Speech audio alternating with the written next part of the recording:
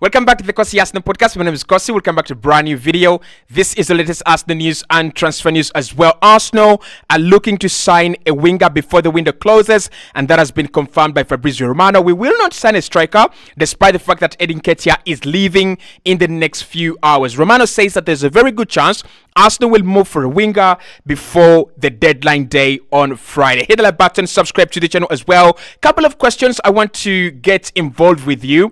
I think number one, do you think it's the right decision for us to sell Eddie Nketiah as the season has already begun and then don't sign a striker with Gabriel Jesus as well being injured, which should be a warning signal for Arsenal already? So we have one active number 9, that is Kai Havertz at the moment. Of course, you can use Leandro Trossard there, but we know if you're looking for a number 9 at Arsenal, it is only Kai Havertz who's active and serviceable right about now. Now, we're also going to be diving into some of the names on the list as well that Arsenal are looking at. I've seen Kavicha Kvaratskhelia. I already told you in May, if Arsenal are going to sign a winger on the left-hand side, Kavicha Kvaratskhelia and Rafa Leao were the two names I was looking at. Simeon Adingra as well is being monitored, but I've seen, according to Team News and Ticks, Arsenal will not give up on Nico Williams. They might try to trigger the release clause of the player on deadline day. Hit the like button, subscribe to the channel as well. This video is brought to you by KiwiBet Uganda,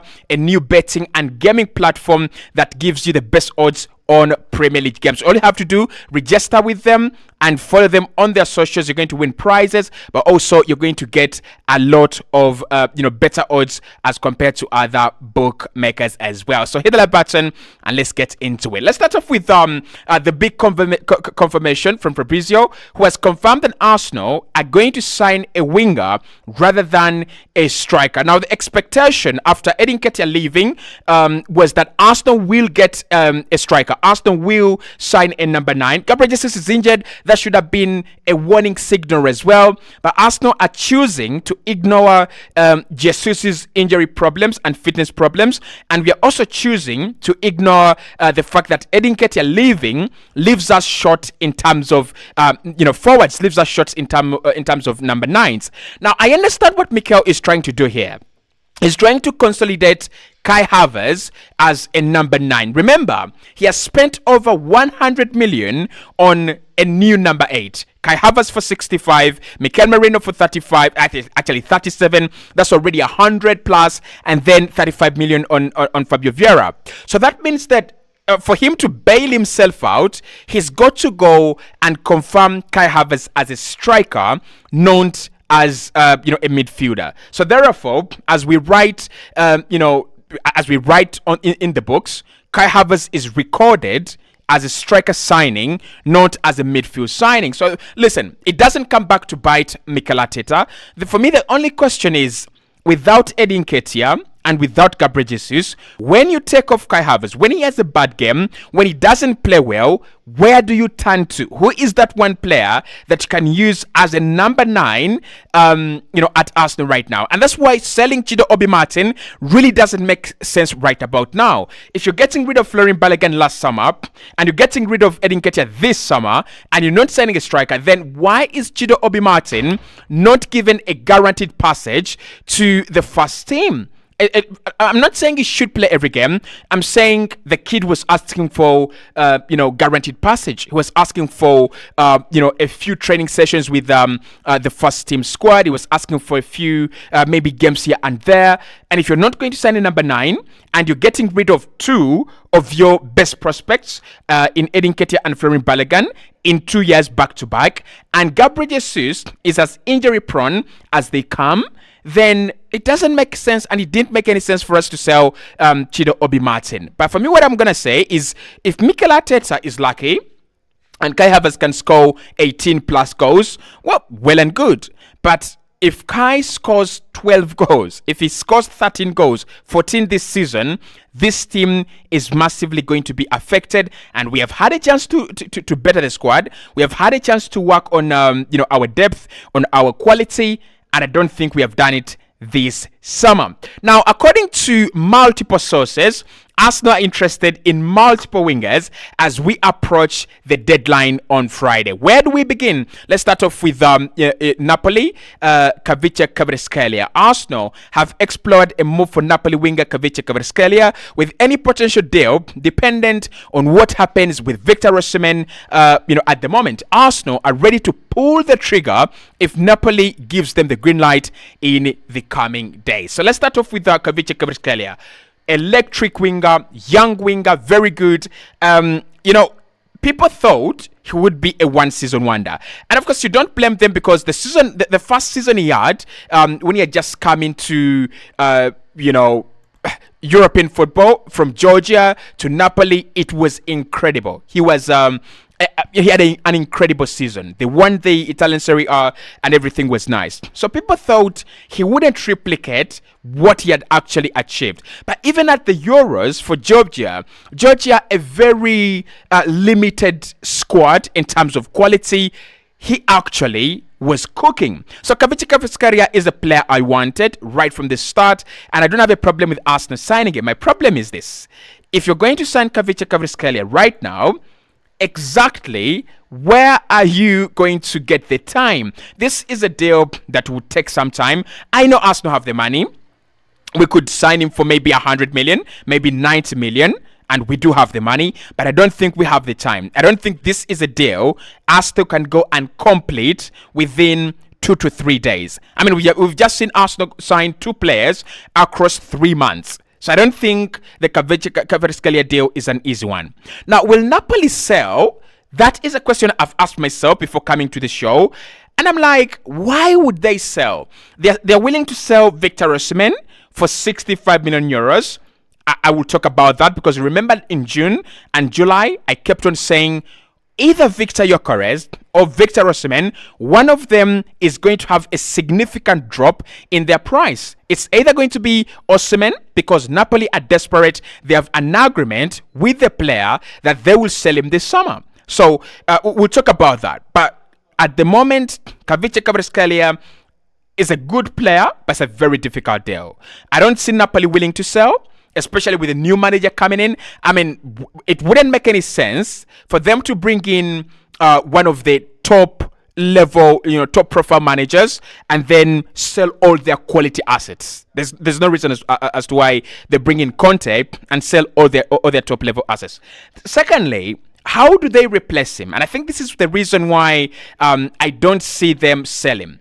How do they replace him? How do you expect them to sell their star man for whatever amount, 85, 65, 100, it doesn't matter. But where is the time you're giving them to replace him? So again, that's another big problem for me, that I don't see Kavica Kvaratskhelia leaving Napoli to Arsenal in the next hours. I really, really don't say it. But listen, Edward said you won't be disappointed. We are going to work on something. The left-hand side is dead. Really, really dead. Trossard, with all due respect, Trossard is a bench player.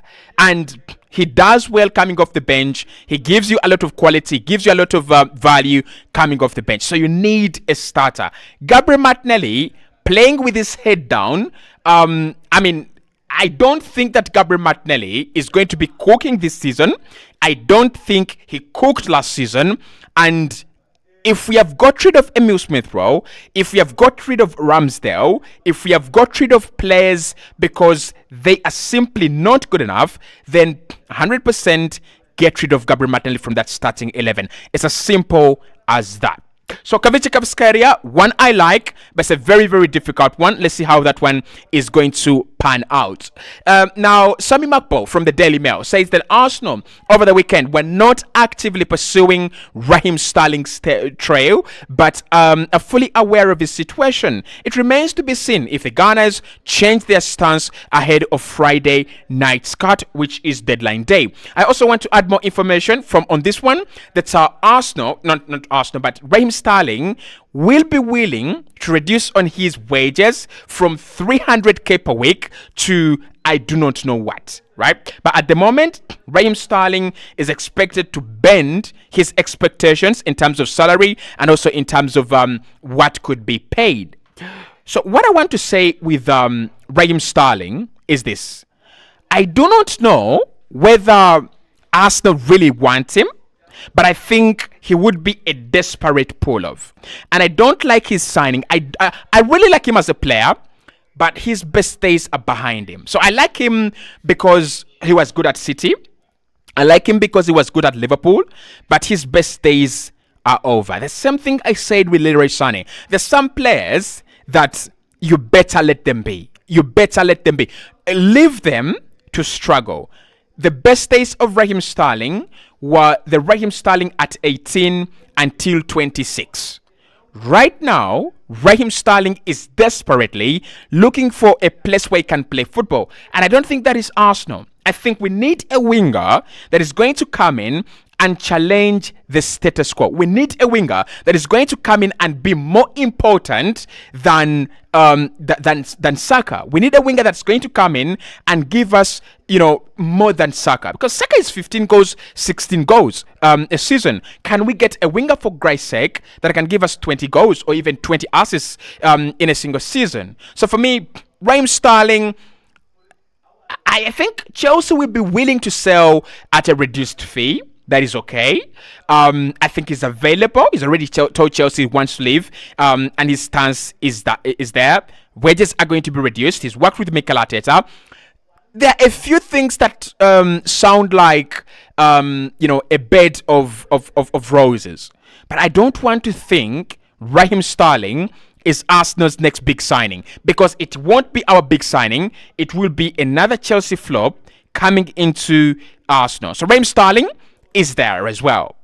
The next one is Simeon Adingra. Again, Simeon Adingra is a quality player, and according to Punch Drunk Arsenal, they're saying that they got information this morning that Arsenal once again approached Brighton over the signing of Simeon Adingra. Initial talks have taken place between the player and his keen on the move. However, Brighton could want a substantial fee. The Gunners trying to figure out what it could take to take the deal to final stages. So Simeon Adingra is another one.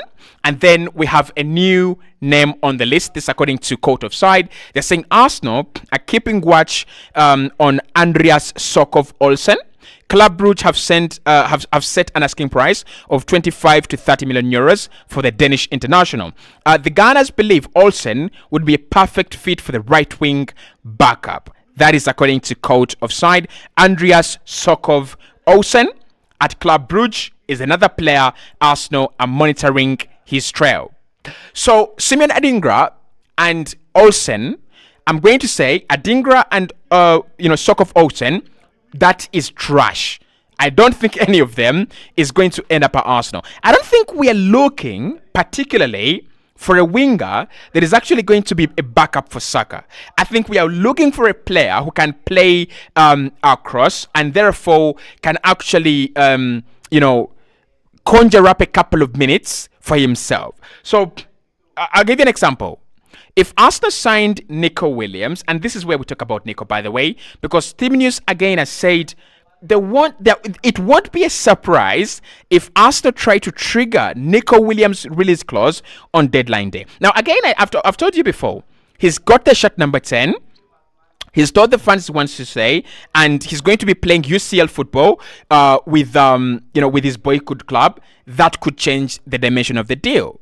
But when I think about Adingra, I think with Simeon Adingra, we are talking about a player who is a direct backup for Saka.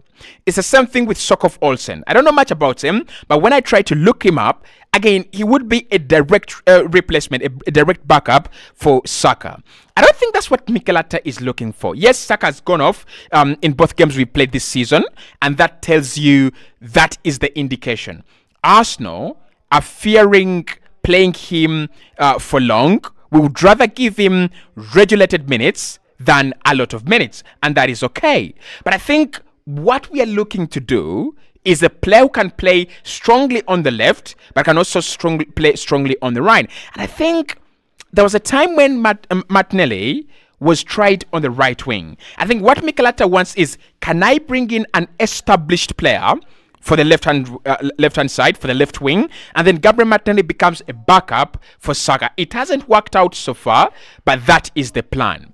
So considering that, these are the options Arsenal have. Nico Williams is number one. And I think with Nico Williams, this is where you bite the bullet. You literally go 58 million euros on the table for Atletico Bilbao.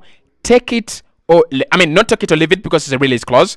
Take it, right? And then it depends on Nico Williams. That is number one. Number two, splashing heavy cash on Kavica Kvaratskhelia, Rafa Leao, or one of the wingers at Madrid. Now, I'm thinking Rodrigo could actually move if we offered them £100 million. Is it worth £100 million? I am not sure about that.